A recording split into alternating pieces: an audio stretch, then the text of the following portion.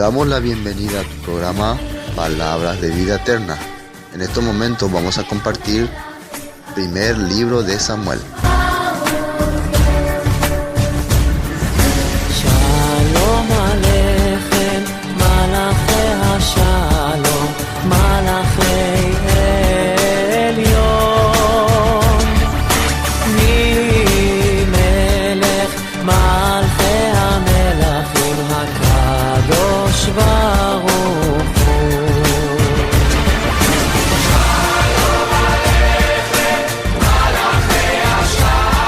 Primer libro de Samuel, capítulo 14. El capítulo 14, ¿no? Como reseña, el capítulo 13 comenzó la guerra contra los filisteos, el tiempo donde el pueblo tanto anhelaba ser liberado de la opresión de los filisteos. Y el rey Saúl armó su ejército y empezó a enfrentar a los filisteos. Pero ¿qué ocurrió? Que cuando los israelitas vieron al ejército de los filisteos acercarse, eran cantidad, estaban bien armados, y ellos solamente Saúl y Jonatán, su hijo, tenían espada, el resto tenían palos, piedra y nada más. Entonces empezaron a esconderse entre las cuevas, ya corrieron, se escaparon, y algunos se quedaron con Saúl, los valientes.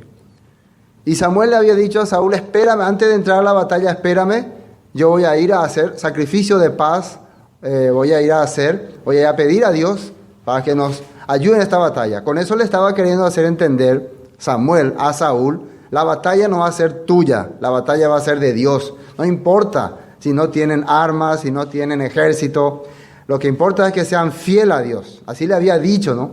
Ustedes y su rey tienen que ser fieles a Dios y van a triunfar. Pero si ustedes son infieles a Dios, van a morir todos. ¿Qué pasó? Que se tardó un poco, según Saúl, se tardó Samuel.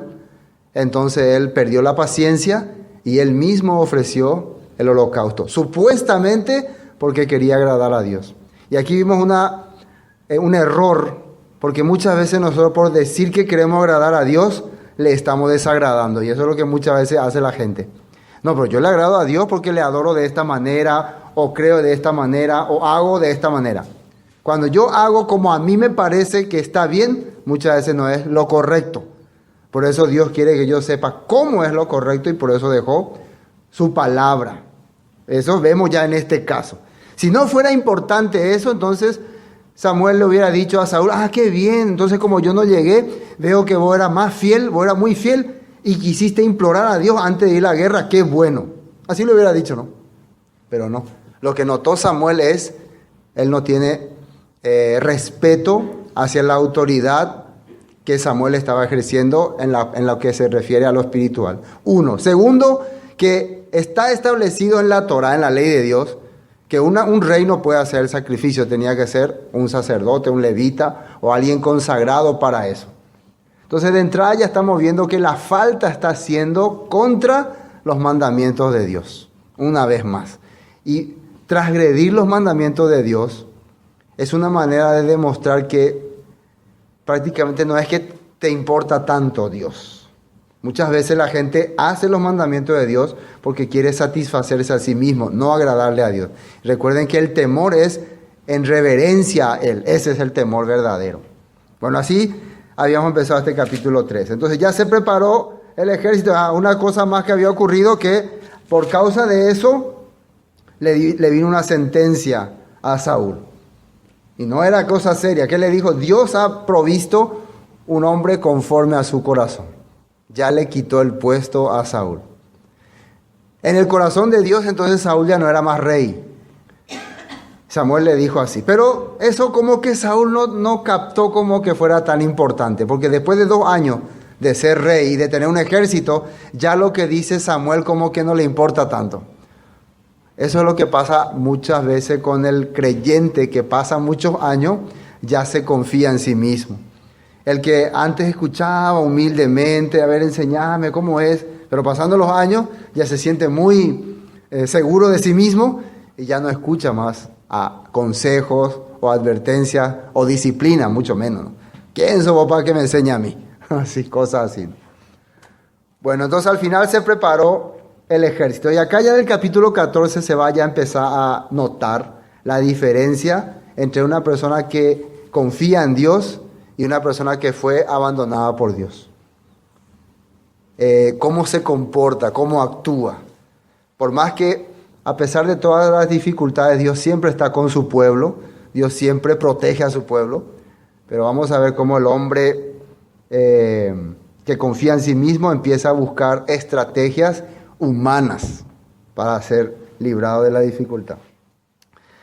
14. Aconteció un día que Jonatán, hijo de Saúl, dijo a su criado que le traía las armas: ven y pasemos a la guarnición de los filisteos que está de aquel lado. Y no lo hizo saber a su padre. O sea, de repente, recuerden que habíamos hablado que Saúl tenía 2,000 soldados, Jonatán tenía 1,000 y estaban en diferentes lugares. De repente, diferentes lugares, pero listos para hacer el mismo ataque. De repente a Jonatán se le ocurre algo. Le habla a su secretario: ¿qué te parece si vamos nosotros ya directamente a pelear contra los filisteos? Nosotros dos nomás. ¿Ustedes qué piensan de esa idea? Si ustedes fueran secretario de Jonatán, ¿qué le dirían? Pero señor, ¿cómo vamos a ir nosotros dos nomás? Ellos son... Pero él le está hablando así. Ustedes dirían que está loco Jonatán, o sea, digan la verdad, dirían que está loco. O de no, claro Jonatán, tú eres hombre de fe, yo te sigo. ¿Así? Está loco. Él dice, él así cañijape, él quiere ir, vamos a pelear con ellos. Ajá.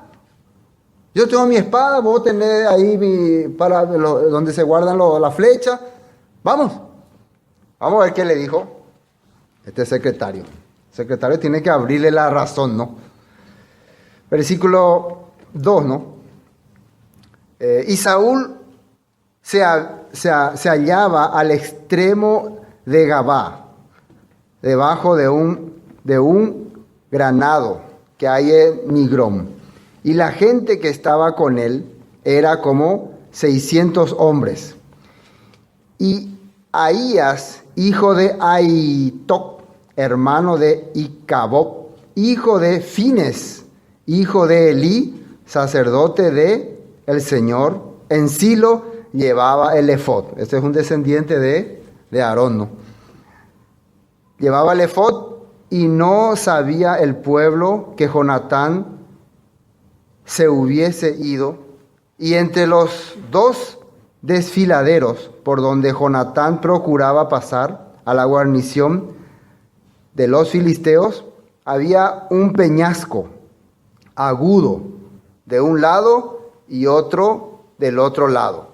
El uno se llamaba, hasta los nombres tenían los peñascos, los tipos montañitas, Voces, y el otro Sene. Y uno de los peñascos estaba situado al norte hacia Micmas, y el otro al sur hacia Gabá. Dijo pues Jonatán a su paje de armas, que es ayudante, el que lleva las flechas, el que lleva las cargas y las cosas, ¿qué le dijo? Ven, pasemos a la guarnición de estos incircuncisos. Quizá haga algo, fíjense en este término, quizá haga algo el Señor por nosotros, pues no es difícil para el Señor salvar con muchos o con pocos. Según Jonatán, y acá nosotros podemos ya mirar que este hombre, este hijo de Saúl, por lo visto conocía hazañas del Señor. Sabía que en el pasado muchas veces Dios con pocos hombres había ayudado a su pueblo. ¿Se acuerdan la historia de Gedeón? Que con 300 hombres él enfrentó a los madianitas y los derrotó sin problema. Y muchas otras veces también. Entonces era una persona que estaba instruida y también tenía la fe. Vemos una gran diferencia, ¿no?, con su papá. Podemos hasta pensar por qué Dios no le puso a Jonatán como rey, ¿no? Porque vemos que él sí tenía un corazón decidido hacia Dios. Entonces él dice, si Dios está con nosotros, si realmente nosotros vamos a pelear la batalla de Dios, aunque nosotros dos vayamos, vamos a ganar. Así él creía. Quiere decir que él realmente estaba pensando que esta batalla es de Dios. ¿Y cómo podemos entender que era así? Porque solamente Saúl y Jonatán tenían espadas. El resto de los filisteos tenían un armamento increíble. Y mientras los israelitas no tenían armas. Así que sí o sí ellos necesitaban la ayuda de Dios para ganar. Entonces eso le hizo pensar a Jonatán.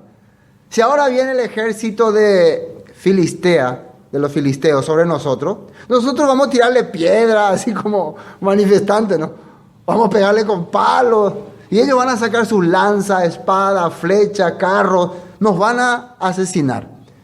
Pero si esta batalla es de Dios y esta guerra es de Dios, entonces Él va a pelear. Así creía Jonatán. Esa es la misma fe que tenía en el pasado Abraham. ¿Se acuerdan que Abraham se enfrentó a 5 reyes con 319 criados que él tenía? Contra 5 reyes y los derrotó. Es la fe que tenía Moisés, es la fe que tenía Josué, es la fe que tenía muchos jueces en el pasado. La misma fe está teniendo Jonatán. La lucha es de Dios, la pelea es de Dios, pero ¿cuál es nuestra parte? A ver, la lucha es de Dios, así que vamos a quedarnos acá sentados a esperar cómo Dios derrota a los enemigos. Así es nuestra creencia nosotros, ¿no? A ver, ya guapú, tranquilo, ya preocupa también. Hay que estar tranquilo nomás, descansar, no te preocupes. Ese no es la fe. Porque la fe, ¿qué quiere decir? Avanzar. ¿Qué era la fe? Emuná, fuerza que corre, ¿sí o no? Fuerza que corre, da vida, no tiene autoridad, da vida y alaba a Dios, dice. Es una fuerza entonces, un poder que avanza y tiene autoridad, dice, la autoridad de Dios. Y da vida, quiere decir que muestra que Dios está con ellos. Y el resultado es alabanza a Dios. Entonces la fe no es quedarse quieto, la fe no es quedarse parado en un lugar, es avanzar. Y el poder viene de Dios, la manifestación viene de Dios. Vamos a ver que aquí va a ocurrir algo así. Ahora, está bien, Jonatán tiene la fe, todo lo que quieran, pero ¿y el criado? ¿Y el criado qué? ¿El criado por qué va a sacrificarse de balde, no? Es Jonatán de la defetería, así puede decir o no. Pero vamos a ver cuál es el corazón de su criado. 7. Y su paje de armas le respondió: haz todo lo que tienes en tu corazón. Ve pues, aquí estoy contigo a tu voluntad. Ese era el criado, el secretario fiel, ¿no? El de Erea, se jefe oicota, se jefe, se líder, se amo. Yo me voy contigo, yo soy fiel servidor, fiel seguidor. Y si morimos por la gloria de Israel. Entonces él confiaba, tenía la fe de su amo, así se puede decir. Tenía la fe de su amo, tenía la confianza en su amo. Entonces él estaba convencido de que si mi amo tiene la fe, es porque Dios está con él. Recuerden, se están yendo entre dos a enfrentarse con los filisteos. A ver, pero Jonatán va a hacer una estrategia. Dios también te ayuda, ¿no?, a pensar. Cuando vos empezás a avanzar, después Dios ya pone ya en tu vida qué hacer. Pero si vos no avanzás, luego de ahí cuando ahí va ella pota, ¿no? La cosa es que avance, ¿no? Vamos, y mientras vamos, Dios nos va a poner ideas, nos va a poner cómo vamos a hacer, qué vamos a hacer, qué necesitamos hacer. Pero si no nos vamos luego, no vamos a tener nunca una idea. El versículo 8, dijo entonces Jonatán: vamos a pasar a esos hombres y nos mostraremos a ellos. Si nos dijeren así: esperad hasta que lleguemos a vosotros, entonces nos estaremos en nuestro lugar y no subiremos a ellos. Mas si nos dijeren así: subid a nosotros, entonces subiremos, porque el Señor los ha entregado en nuestra mano, y esto nos será por señal. Entonces en el corazón, mientras él decidió ir, escúchame bien esto, primero Jonatán decidió ir, eso es lo importante. Él entendió que la pelea es de Dios, Eso es lo más importante acá. Ahora, lo que está haciendo ahora ya son estrategias que el Señor le está poniendo por haber creído que la lucha es de Él. Ya Él creyó que la lucha es de Dios. Ahora, mientras está en esa lucha, Dios ya te empieza a abrir la mente y a dar sabiduría. Vamos a comprobar que realmente Dios está luchando. Vamos a decirle a estos hombres, ellos estaban, es más o menos así, es una montaña donde ellos estaban subiendo así por la montaña y los filisteos están allá, están por todas partes. Al subirse todo se les va a ver todo el campamento. Entonces ellos como que van a ir trepando hasta la montaña y mientras trepan van a ir encontrándose con los que están de guardia, ¿no? Vigilando. Entonces ellos estaban escondidos, pero ahora dicen, vamos a salir así, a mostrarnos. ¿Y cómo dice que van a hacer? Si ellos les dicen, esperen allí, que lleguemos a vosotros, entonces nos estaremos en nuestro lugar. Si ellos nos dicen, quédense ustedes ahí, vamos a ir a ustedes, vamos a matarlos, o no sé, vamos a ver qué hacemos con ustedes, quédense ahí, vamos a quedarnos acá. Pero la otra idea que era, más si nos dijeren, subid a nosotros, entonces subiremos, porque el Señor los ha entregado en nuestra mano y esto no será por eso. Si ellos nos dicen que suban acá, vengan acá, quiere decir que Dios nos entregó. Así Jonatán creyó. Vamos a ver qué ocurre. Versículo 11. Se mostraron pues ambos a la guarnición de los filisteos, y los filisteos dijeron, he aquí los hebreos que salen de las cavernas donde se habían escondido. Pues recuerden que cuando ellos vieron a todo el ejército, todos se escondieron en medio de las cuevas, ¿no? Entonces de repente ellos salen, entonces los filisteos, mira, están saliendo ya esos filisteos, ya por lo visto, o se van a rendir o algo está pasando. Versículo 12. Y los hombres de la guarnición respondieron a Jonatán y a su paje de armas y dijeron, subid a nosotros y os haremos saber una cosa. Peyumina, le vamos a contar algo, le vamos a decir algo. Recuerden que si vieron solamente 2 hebreos, los filisteos habrán pensado, y ellos tampoco le tenían miedo porque saben que los hebreos no tienen estrategia militar, ni no saben pelear, entonces le ven más bien como inofensivos. Entonces como que, vengan acá, le vamos a contar algo, le vamos a decir algo, a modo de burla. Y Jonatán, que entendió, Dios nos entregó esto, por eso nos están llamando.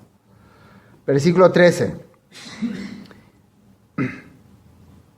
13. Subid a nosotros y haremos saber una cosa. Entonces Jonatán dijo a su paje de armas, sube tras mí, porque el Señor los ha entregado en manos de Israel. Y subió Jonatán trepando con sus manos y sus pies, y tras él su paje de armas. Y los que caían delante de Jonatán, su paje de arma, que iba tras él, los mataba. Entonces, más o menos creo que iba subiendo así, y no sé si le agarraba uno ahí, le empujaba abajo, y cuando caía, el otro le liquidaba o le mataba. Así iban subiendo, uno a uno le iba agarrando a cada uno. 14. Y fue esta primera matanza que hicieron Jonatán y su paje de armas, como 20 hombres en el espacio de una media yugada de la tierra. ¿Cuánto sería una media yugada de la tierra? Como 2 o 3 metros. 3 metros de distancia, separado de cada uno de ellos. Así por ahí sería, ¿no? Ahí sale la medida. Creo que sería como 2 o 3 metros. Ustedes averigüen más exactamente. No va a ser muy lejos también. Tan lejos no va a poder agarrarle, ¿no? Más o menos 2 o 3 metros de distancia, y de ahí nomás se iba y se enfrentaba, y el otro estaba más o menos allá también, y el otro estaba más o menos a esa distancia nomás estaba. Bueno, en ese lapso les mató a más de 20 personas. Pero no es que están todos en una planicie así. Por eso podemos decir, pero ¿cómo lo que podía matar? Están subiendo, ahí le encontró a uno, ahí pues se fue, encontró a otro, mientras el otro se acomodaba para agarrarle ahí, porque están subiendo las montañas. Eso está ocurriendo. Entonces, en un ratito, 20 filisteos mataron solamente Jonatán y su paje de armas. ¿Pero esto qué hizo? Parece muy poco. Los filisteos eran centenares, montones. Fíjense lo que pasa acá. Y hubo pánico en el campamento y por el campo entre toda la gente de la guarnición y los que habían ido a merodear, también ellos tuvieron pánico. Y la tierra tembló, y hubo pues gran consternación. Consternación. Por esta causa, porque Jonatán y su paje de armas empezaron a entrar ahí entre los filisteos a matar unos cuantos, todos los demás tuvieron pánico, dice, susto. De repente no vino en ellos un susto. Y también los que habían ido a espiar, los que habían ido a controlar, también empezaban a tener temor. Y recuerden, los filisteos eran hombres seguros. Ellos no tenían temor de los hebreos. Pero ahora les viene pánico. Entonces, como que, ¿qué pasa? ¿Qué pasa? Algo raro, como que tienen miedo. Y de repente, ¿qué ocurrió? Dice ahí, vino un temblor, dice. Pánico, y la tierra tembló y hubo pues gran consternación. Empezó a haber un terremoto. ¿Quién está haciendo todo esto? Imagínense de repente ellos, ¿qué pasa? ¿Qué pasa? Y de repente empieza, vayan a ver esos que estaban cuidando de vigilantes, y se van y los ven a todos muertos ahí. ¿Qué está pasando? Alguien está matando a nuestros soldados. Entonces ellos no sabían que habían 2 personas nomás. Ellos pensaban, les vino un pensamiento de que están rodeados por miles de hebreos. Así le vino, ese tipo de pensamiento le vino. Es como que, si vos sabés que el que viene para matarte es un mitaí de 2 años, con un palo de juguete, vas a tener gran terror. Vengo para matarte, ¿vas a tener terror o no?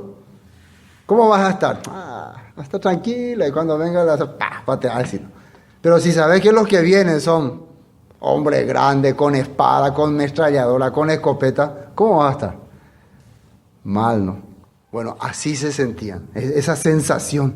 Cuando vos caminás por la calle, parece que te van a salir un montón de ladrones, así, no sabes quién estará, algo así, ¿no? Con terror. Bueno, así ellos estaban. ¿Quién puso ese corazón en ellos? Dios mismo. Dios mismo hizo esta batalla. Continuemos. En versículo 16, ¿no?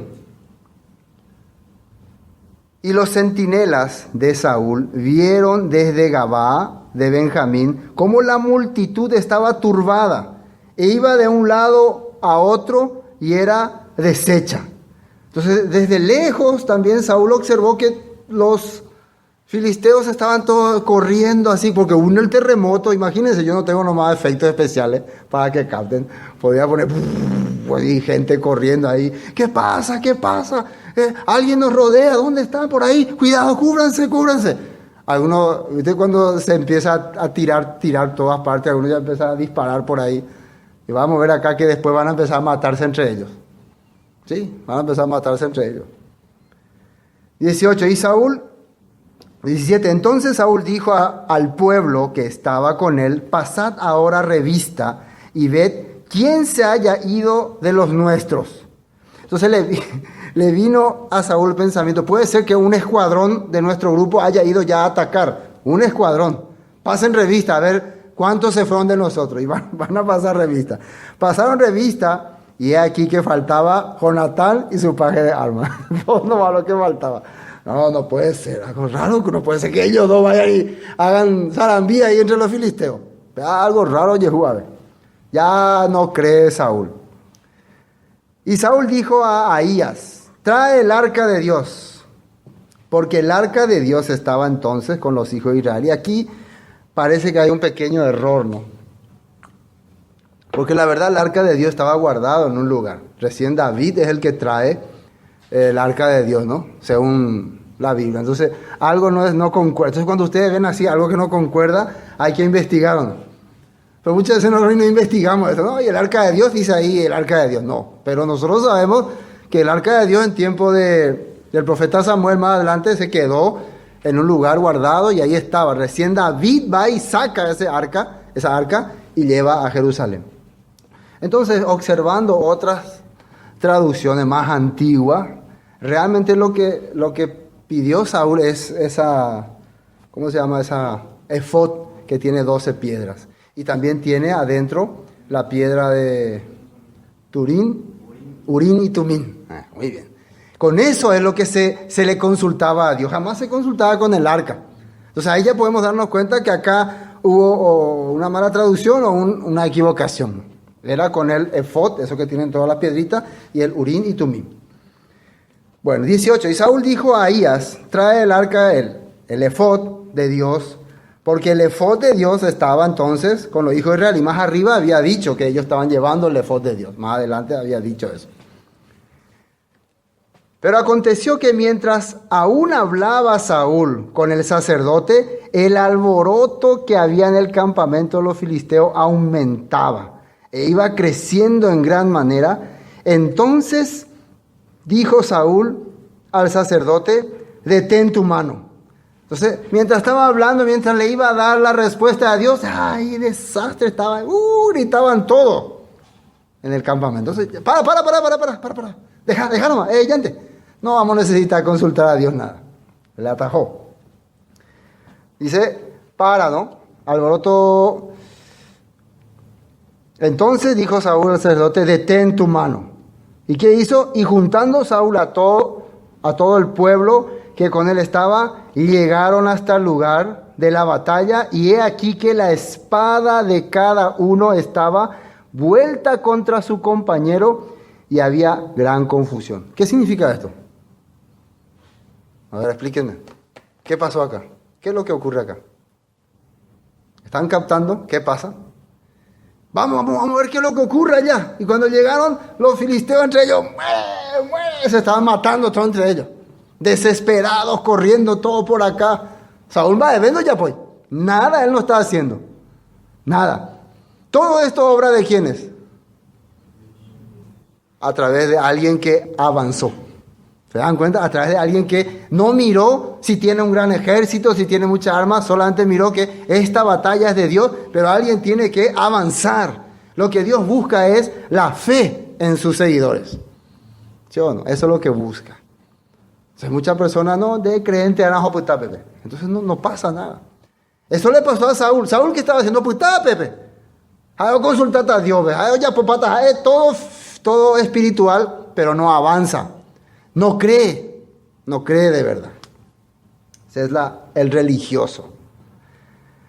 Versículo 21. Y los hebreos que habían estado con los filisteos de tiempo atrás y habían venido con ellos de los alrededores al campamento, se pusieron también del lado de Israel, de israelitas, que estaban con Saúl y Jonatán. Entonces ya se empezaban a juntar. Algunos que eran todavía no se juntaban tanto con Saúl, estaban más o menos así, dijeron, bueno, creo que Dios está con Saúl, entonces vamos con ellos. Se empezaron a unir más gente. Entonces Saúl empezó a tener un ejército ya más grande. La confianza, ven que cuando alguno ve que hay ya resultados, quiere seguir ya. Pero siempre falta ese que avance. Todos siempre quieren seguirle a alguien, pero nadie quiere ser el que avance para que se le siga, ¿no? Más de hoy cuando hoy. Yo tengo que irme entonces para que los demás me sigan, ¿no? Nosotros estamos esperando que alguien avance. Bueno, estos son esa gente que está esperando, ahí bueno, ya, parece que sí, Dios está con nuestro pueblo, vamos, ahí recién salieron. Aprovechadores, ¿no? Aprovechadores. Bueno, versículo 23. 22. Asimismo todos los israelitas, ya es el 23, sí. Así salvó el Señor a Israel aquel día y llegó la batalla hasta Bet-Aven. Entonces Dios dice que salvó, ¿no? Sale ahí, Dios salvó. Fue una batalla hecha por Dios. Jonatán solamente prendió la mecha, ¿no? Mandía. Es como que tenés que irte a aquel lugar a prender aquella mecha. Pea y apona. No, pero si Dios va a pelear, quédate nomás acá y solo se va a prender. No, vos tenés que ya aprender. Una vez que te va a prender, después ya el explosivo hará todo lo demás. Pero dejo a mandir la mecha. 24. Pero los hombres de Israel fueron puestos en apuro aquel día, porque Saúl había juramentado al pueblo. Atiendan bien, a partir de aquí hemos visto la fe de Jonatán y el arranque que él tuvo, cómo hizo que Dios salve a su pueblo. Y a partir de ahora vamos a ver al hombre religioso, al hombre que quiere también que se vea que él también tiene a Dios. que quiere también que la gente sepa, yo soy fiel. Hasta aquí Saúl no sabe lo que pasó.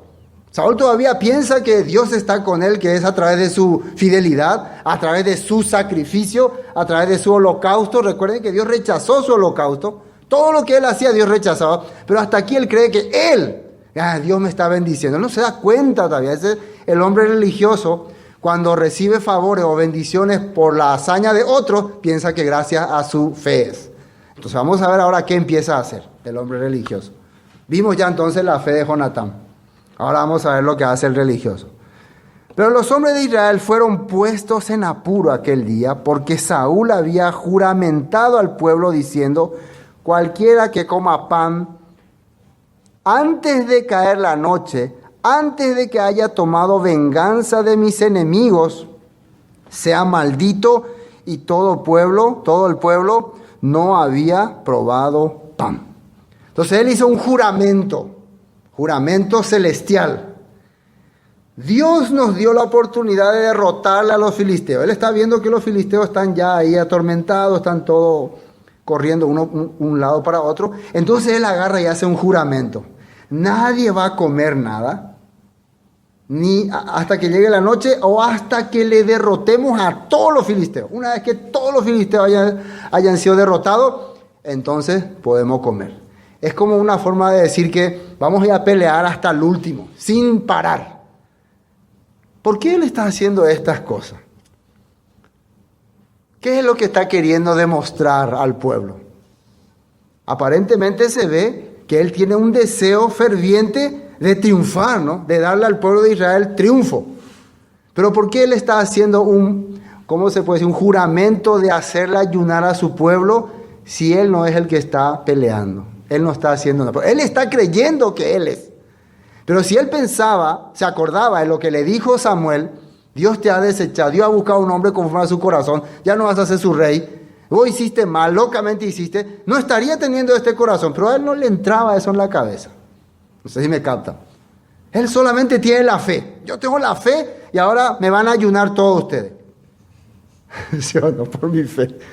Y la gente lo obedecía. La gente lo obedecía, ¿saben por qué? Porque tampoco nadie sabía que todo esto estaba ocurriendo porque Jonatán estaba haciendo zarambí. Realmente todos también pensaban: Dios está con Saúl. Dios oye a Saúl. La gente creía que él era el ungido de Dios. Realmente era el ungido de Dios, pero Dios ya no estaba con él. Esa es la forma cuando el pueblo es confundido y muchas veces cae en las garras de un religioso. Y no le queda otra. Hoy en día mucha gente le hace ayunar al pueblo, ¿no? Hermanos, tenemos que ayunar, hoy ayuno. 5 días de ayuno, 6 días de ayuno. Pero ellos nomás están queriendo congraciarse. Están que gracias a que convocamos este ayuno, Dios nos dio la gracia, hemos logrado esto, hemos logrado aquello. No. Muchas veces es gracias a la oración o el esfuerzo de otros hermanos, pero se le atribuye al ayuno que el pastor o el líder convocó. ¿Sí o no? A eso se le atribuye. Sí, porque yo estaba orando luego para que se resolucione este problema. Yo convoqué oración. No, ¿qué va?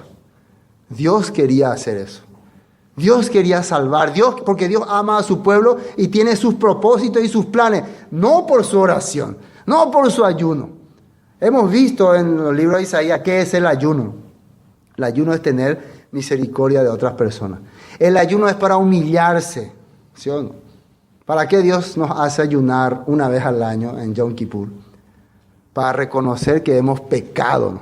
Que hemos transgredido sus mandamientos, que hemos faltado a la fe. Pero muchas personas ayunan pensando: tengo la fe, soy espiritual, soy mejor que otro porque ayuno.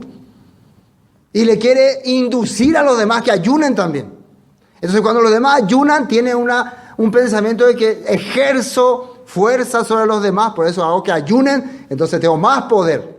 Ese era un hombre religioso que estaba haciendo sufrir a su pueblo por su deseo, por querer hacer entender que él es hombre de fe. Pero hace rato que Dios le abandonó. Entonces, ¿qué? El ayuno, ¿para qué? Según la Escritura, es para humillar nuestro corazón. Entonces, si Saúl quería hacer ayuno, él tiene que hacer personalmente. Yo voy a hacer un ayuno, pueblo. Voy a hacer hasta que Dios nos dé este triunfo. O decir, el que quiera acompañarme, acompáñeme. Así podía decirlo. Pero él, como hizo juramentar, y el que transgredía ese mandato iba a ser maldecido con la muerte. ¿Qué les parece? Entonces él se sentía casi Dios, ¿o no? Se sentía mejor que Dios. Dios había ordenado al pueblo ayunar en Yom Kippur. Pero aparte de eso, también Saúl había ordenado ayunar en esta batalla. Entonces él se creía Dios. Él ya estaba implantando su propia ley, su propia norma. Eso es lo que hoy ocurre también en la mayoría de la gente. Si uno quiere ayunar, ya que estamos tocando el tema, puede ayunar personalmente.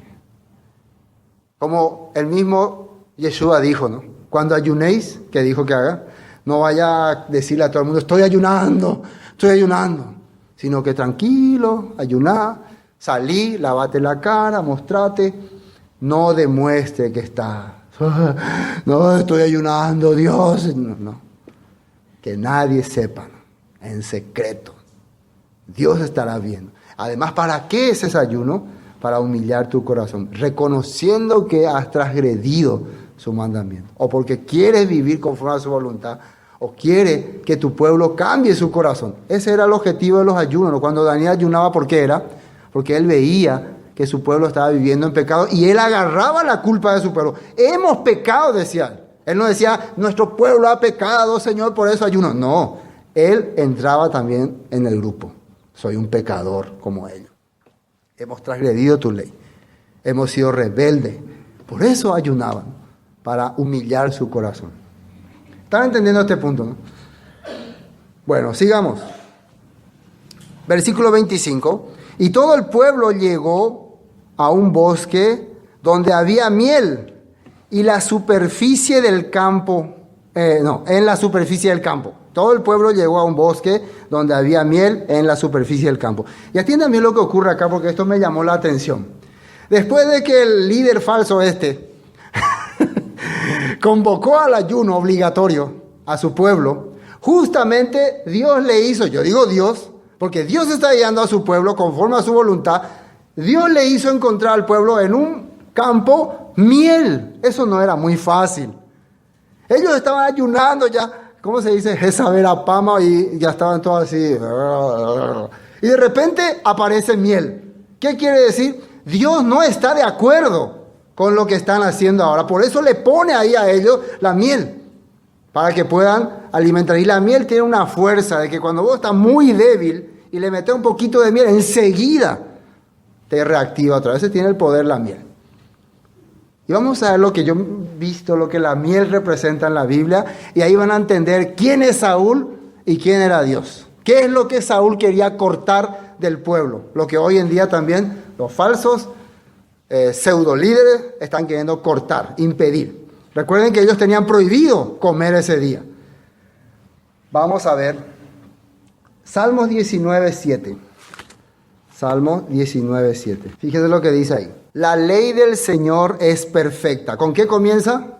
La ley del Señor es perfecta, que convierte el alma. El testimonio del Señor es fiel, que hace sabio al sencillo. Los mandamientos del Señor son rectos, que alegran el corazón. El precepto del Señor es puro, que alumbra los ojos. El temor del Señor es limpio, que permanece para siempre. Los juicios del Señor son verdad, todos justos.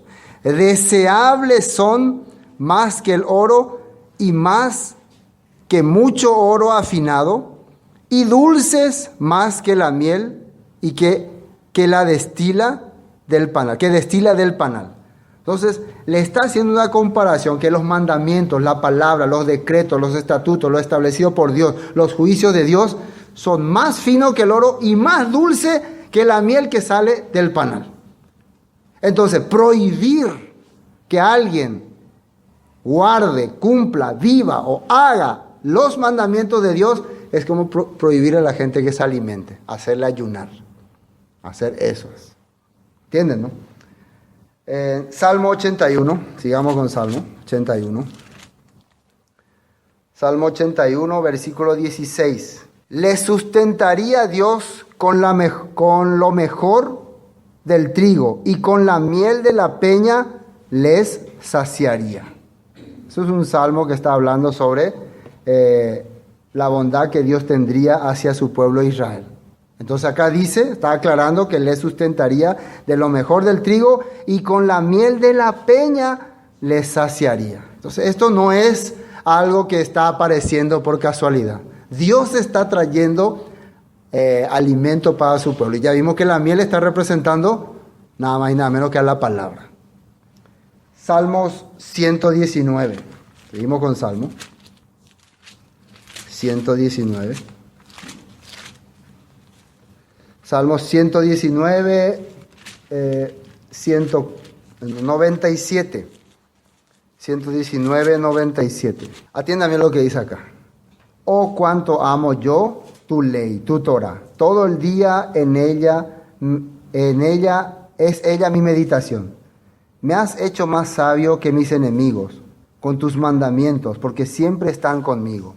Más que todos mis enseñadores he entendido, porque tus testimonios son mi meditación. Fíjese lo que dice la Biblia. Tus testimonios son mi meditación. Más que los viejos he entendido, porque he guardado tus mandamientos.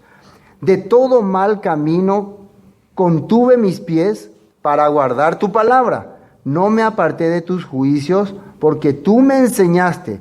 Cuán dulces son a mi paladar tus palabras, más que la miel a mi boca. De tus mandamientos he adquirido inteligencia, por tanto he aborrecido todo camino de mentira. Más dulce que la miel son los mandamientos de Dios.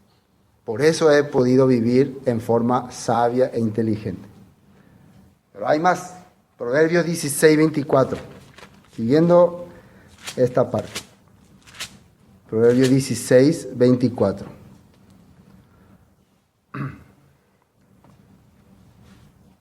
Fíjese lo que dice ahí. Panal de miel. Dice, panal de miel son los dichos suaves, suavidad al alma y medicina para los huesos. ¿Panal de qué dice? De miel son los dichos suaves. ¿Qué son los dichos suaves? La palabra que Dios nos habla. Son panal de miel. Y medicina para los huesos, para fortalecerte nuevamente. Ahora, algo muy interesante, no vamos a buscar, pero cuando Juan el Bautista estaba predicando en el desierto, él se había alejado de toda doctrina y de toda tradición judía de esa época, ¿sí o no?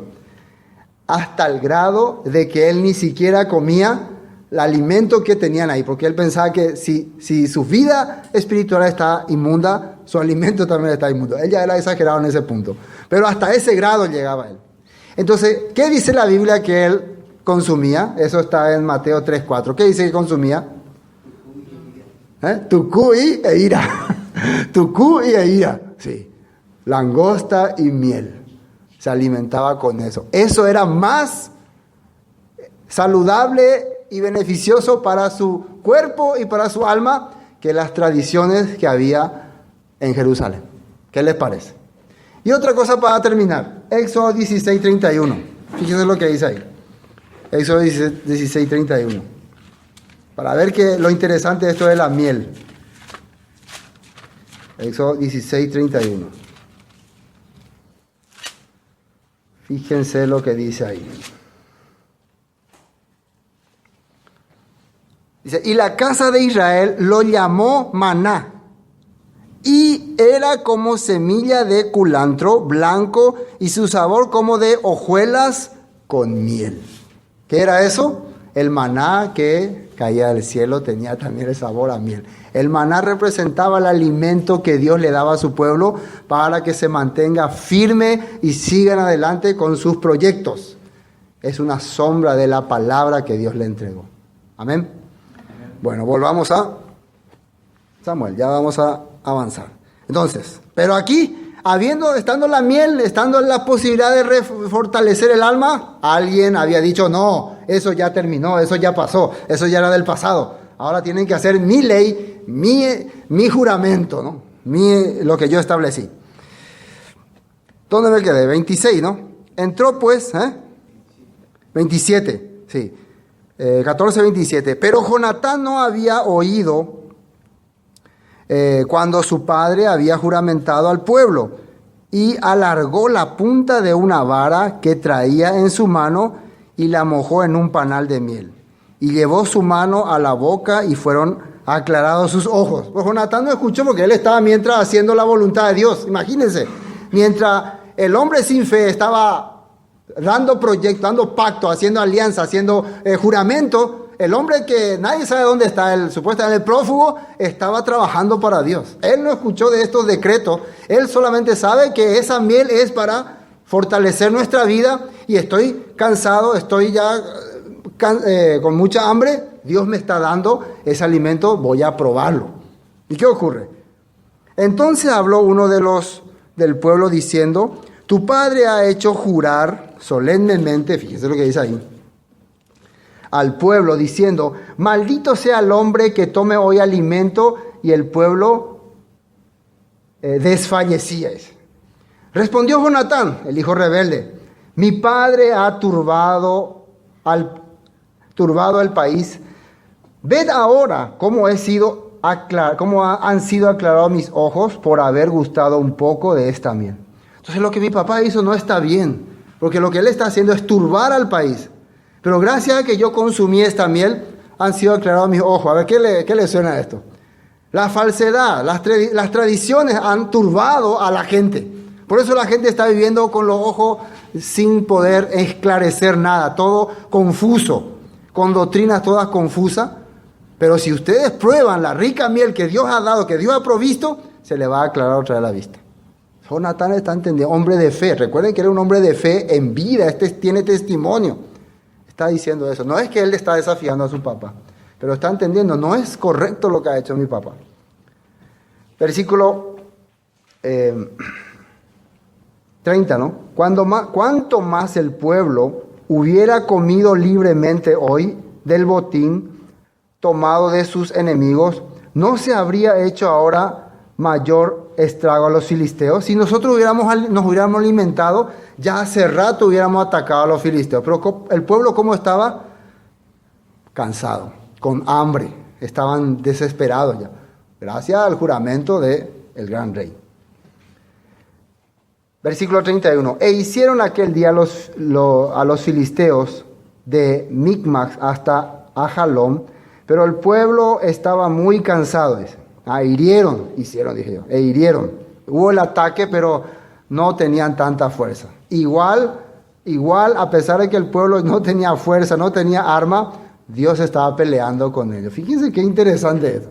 Pero hubieran hecho más si estaban bien alimentados. Dios le había dado la miel, pero ellos no probaron por causa del juramento de Saúl.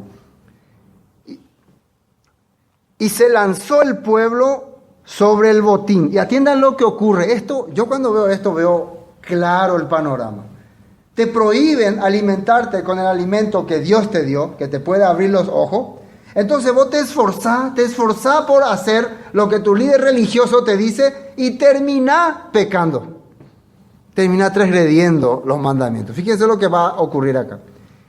Y se lanzó el pueblo sobre el botín y tomaron ovejas y vacas y becerros y lo degollaron en el suelo, y el pueblo los comió, ¿qué dice ahí? Con sangre. Tengo hambre. La desesperación hace que haga cualquier cosa. Ese es el resultado del hombre que vive religioso. Por eso ustedes van a ver mucha gente que ha sido muy fiel, muy religiosa, y al final un día, sí, pues me cansé ahora, se va al mundo, agarra cualquier cosa. Como que ha vivido muy atado a la religiosidad. Sí, eso es lo que produce, lastimosamente, el consumir cosas que Dios prohibió, o aceptar leyes o decretos no impuestas por Dios, o que no vienen de hombres de fe, no vienen de hombres que han manifestado una fe a Dios, más bien hombres que han sido desechados por Dios, que no han guardado la palabra, que ya han sido decretados por Dios, que no van a ser más rey, pero siguen usando una careta falsa. Eso es lo que ocurre con los que siguen a estas personas. Terminan comiendo sangre. Después, ¿qué pasó? Continúa, ¿no? Y le dieron aviso a Saúl diciendo: el pueblo peca contra el Señor, comiendo la carne con la sangre. Y él dijo: vosotros habéis prevaricado, rodadme ahora acá una piedra grande. Entonces, al final él reacciona: ustedes han pecado, son unos traidores. Al final les trata de pecadores. Pero ahora él va a solucionar: tráigame una piedra. O sea, él va a preparar un altar, ¿no? Va a hacer un sacrificio. Voy a solucionar el problema. Dice, además dijo Saúl: esparcíos por el pueblo y decidle que me traigan cada uno su vaca, cada cual su oveja, y degolladlas aquí y comed, y no pequéis contra el Señor, comiendo la carne con la sangre. Y trajo todo el pueblo, cada cual por su mano, su vaca aquella noche, y las degollaron allí. Y edificó Saúl altar al Señor. Este altar fue el primero que edificó al Señor. Así está, él estaba orando a Dios. Cocinen bien la carne. Y dijo Saúl, versículo 36, descendamos de noche contra los filisteos. Ya estaban listos para ir a atacar a los filisteos nuevamente. Y los saquearemos hasta la mañana, y no dejaremos de ellos ninguno. Y ellos dijeron: haz lo que bien te pareciere. Dijo luego al sacerdote: acércanos aquí a Dios. Ahora quiere ya consultar a Dios.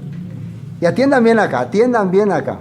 Él acaba de hacer sacrificio, acaba de hacer un altar, acaba de orar a Dios. Él está bien espiritualmente. Entonces ahora ya hay que ir a atacar. Ahora quiero hablar con Dios, quiero que Dios me dé una respuesta para mi ataque, porque Dios está conmigo. Y Saúl consultó a Dios: descenderé tras los filisteos, los entregarás en mi mano. Después, ¿qué pasa?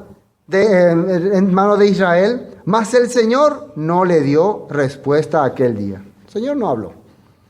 Entonces dijo Saúl: venid acá todos los principales del pueblo, y sabed y ved que ha acontecido este pecado hoy. Porque vive el Señor que salva a Israel, que aunque fuere en Jonatán mi hijo, de seguro morirá. Y no hubo en todo el pueblo quien le respondiese. Entonces él dijo: alguien pecó, por eso Dios no me está hablando, ¿no? Alguien de ustedes pecó, por eso Dios no me habla. Porque él está acordándose del tiempo de Josué, ¿no? Cuando Josué también quería ir a pelear y había un pecador ahí, entonces por eso Dios no le hacía caso. Entonces, aunque sea Jonatán, él dijo nomás eso: el que haya pecado morirá. Entonces la gente, todos sabían que era Jonatán el que pecó, se quedó callado. Pero fíjense, dijo luego todo Israel: vosotros estaréis a un lado, y yo y Jonatán mi hijo estaremos al otro lado. Y el pueblo respondió a Saúl: haz lo que bien te parece. Entonces dijo Saúl al Señor, Dios de Israel: da suerte perfecta. Y la suerte cayó sobre Jonatán y Saúl, y el pueblo salió libre. Ya, no sé cómo echarían suerte, si te harían dado, o no sé cómo harían, ¿no? ¿Cómo se echa suerte? O un palito, o una botella así que gira. Lo que sí, la suerte cayó sobre Saúl y Jonatán. Entre el pueblo nadie pecó. Entonces se asustó. Entre nosotros nosotros dos está el pecador. Claro, ¿quién creen ustedes que era el pecador realmente? Saúl, no. Pero Saúl, ¿qué pensaba en sí mismo? Yo no pequé, yo no transgredí mi propio mandamiento. Él está siempre pensando que su decreto es lo que está haciendo que Dios no le esté escuchando. Todavía no puede pensar que hace rato que Dios le desechó a él. ¿Me entienden este punto? Es como el religioso que cree que sus doctrinas se están haciendo mal, por eso Dios no trabaja. No estamos haciendo lo que yo establecí, por eso Dios no hace estas cosas. Sin darse cuenta que hace rato han dejado a Dios. Hace rato ustedes le abandonaron a Dios. Y está buscando un culpable. Vamos a ver qué pasa. Versículo 42, ¿no? Y Saúl dijo: echad suerte entre mí y Jonatán, mi hijo. Y la suerte cayó sobre Jonatán. Entonces Saúl dijo a Jonatán: declárame lo que has hecho. Y Jonatán se lo declaró y dijo: ciertamente gusté un poco de miel con la punta de la vara que traía en mi mano, ¿Y he de morir? Le pregunta. Por eso yo me alimenté de lo que Dios me proveyó. ¿Por eso voy a morir? Le pregunta. A ver qué le dice. Y Saúl respondió, así me haga Dios, y aún me añada, que sin duda morirás. Jonatán. Entonces el pueblo dijo a Saúl, ha de morir Jonatán, el que ha hecho esta grande salvación en Israel. ¿Vas a matar al que Dios ha usado para salvarnos? En pocas palabras le está diciendo, deo la manuara. Pero no le dice eso por respeto, ¿no? No vamos a permitir que el hombre que fue usado por Dios para salvarnos muera. El pueblo se rebeló, ¿no? Y rebeló al pueblo. Y Saúl dejó... Entonces el pueblo dijo a Saúl, ha de morir Jonatán, el que ha hecho esta grande salvación, dice Israel. No será así. Vive el Señor, que no ha de caer un cabello de su cabeza en tierra, pues que ha actuado hoy con Dios. Así el pueblo libró de morir a Jonatán. Y Saúl dejó de seguir a los filisteos, y los filisteos se fueron a su lugar. Entonces, al final, por el decreto de Saúl, los filisteos se escaparon, la posibilidad de acabar con el enemigo terminó. Saúl quedó avergonzado ante su pueblo, pero avergonzado, ridiculizado, pero con la cara más dura que una piedra. Yo soy el rey, se le haré cola a Dios. Nunca esa cosa él ablandó. ¿Sí me entienden? Después de haber tomado posesión del reinado de Israel, Saúl hizo guerra a todos sus enemigos en derredor, contra Moab, contra los hijos de Amón, contra Edom, contra los reyes de Soba, contra los filisteos, y a donde quiera que se volvía era vencedor. Y hay que recordar, porque alguien le acompañaba. ¿Quién andaba detrás de Saúl? Jonatán. Por eso Dios estaba con él. Y reunió un ejército y derrotó a Amalek y libró a Israel de la mano de los que le saqueaban. Y los hijos de Saúl fueron, y acá ya cuenta sobre Saúl, Jonatán y Isui y Malquisúa. Y los nombres de sus dos hijas eran el de la mayor Merat y el de la menor Mical. Y el nombre de la mujer de Saúl era Ahinoam, hija de Ahimás. Y el nombre del general de su ejército era Abner, hijo de Ner, tío de Saúl. Porque Cis, padre de Saúl, y Ner, padre de Abner, fueron hijos de Abiel. Y hubo guerra encarnizada contra los filisteos todo el tiempo de Saúl. Y a todo el que Saúl veía que era hombre esforzado, apto para combatir, lo juntaba consigo. Saúl no miraba si tenía la fe o no. A Saúl no le interesaba eso. Saúl miraba hombre fuerte, grande. A eso él les traía con él. Entonces hemos visto, ¿no?, la característica del hombre que confía en sí mismo. Usa todas las cosas de Dios como amuleto, como suerte. Yo creo que si ayunamos nos va a ir bien. Yo creo que si consultamos el Tumín y Umín nos va a ir bien. Yo creo. Pero no está viviendo conforme a los propósitos de Dios. A medida que avancemos en el libro de Samuel, vamos a darnos cuenta que Dios tiene su propósito. El plan de Dios, ¿cuál es? Establecer las 12 tribus de Israel en la tierra. Fundar la ciudad santa. ¿Sí o no? Hacer que el arca de Dios sea el objeto de adoración. Que Israel sea la luz para las naciones. Pero eso no se puede lograr todavía porque Saúl no tiene la fe, no cambia, no está haciendo lo que Dios quiere. Pero próximo capítulo vamos a ver la nueva orden que le da Dios a Saúl y vamos a ver cómo lo toma él. Hasta aquí él está actuando con pura caradurez, ¿no? Porque si Dios ya te desechó y vos seguís insistiendo, entonces te tiene que, ¿cómo se puede decir? Tiene que ir demostrando con más acciones que Dios ya no está contigo. Hasta que te des cuenta y te humilles. Pero no sé, creo que Saúl no va a hacer eso nunca. Bueno, hoy hasta aquí vamos a